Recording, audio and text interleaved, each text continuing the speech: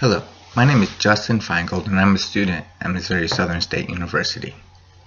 I want to talk to you about a few things, but before I do, I want to play a little game of a word association for you. You don't have to write anything down, just take mental note of the first things that come to your mind when I say these words. First word, bootlegging. The second word, gangs. And the third word, honor killing.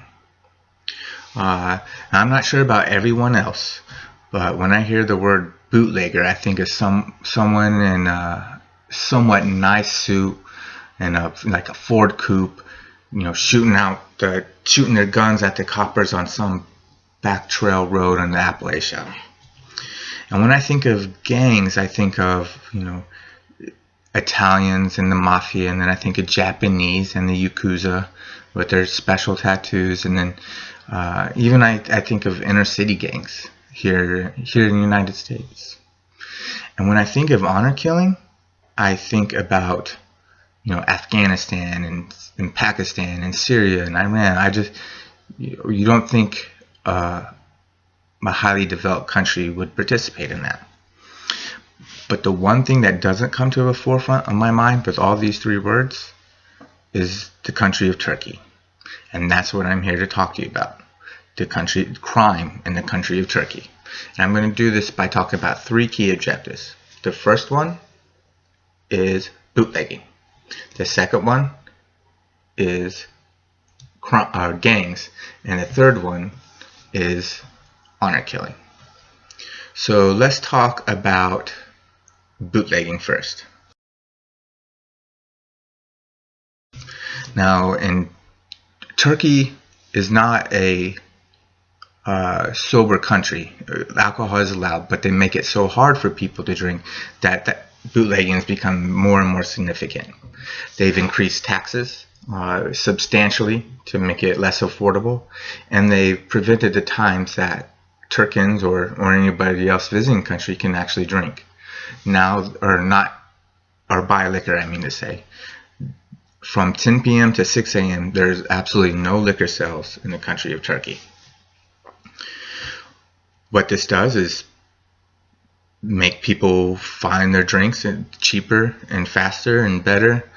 And to do that, they have to bootleg. And so the second thing I'm going to talk to you about today is gang activity in Turkey. Turkey's geographical location makes it to where a lot of illegal drugs coming from Central Asia and Afghanistan go through Turkey. Modern Turkish mafias date from the 1940s. Ever since then they've been high in the drug trade, but it's not just drugs.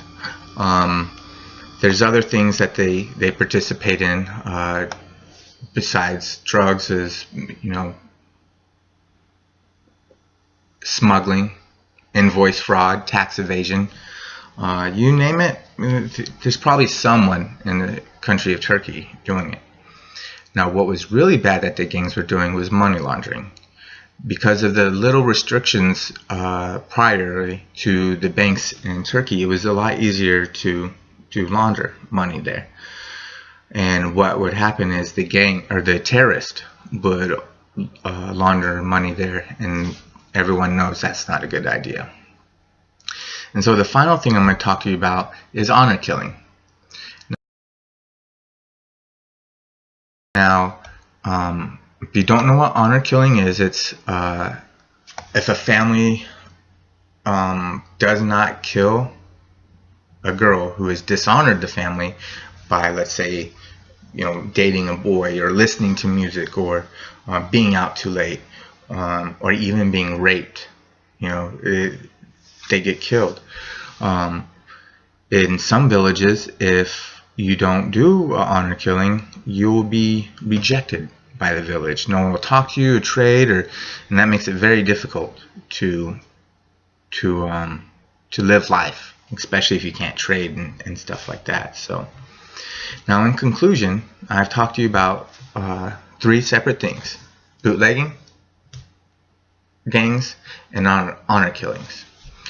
Now, things are getting better there.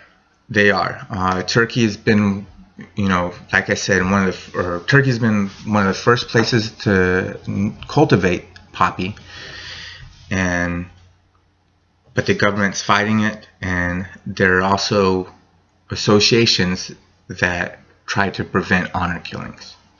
Thank you very much.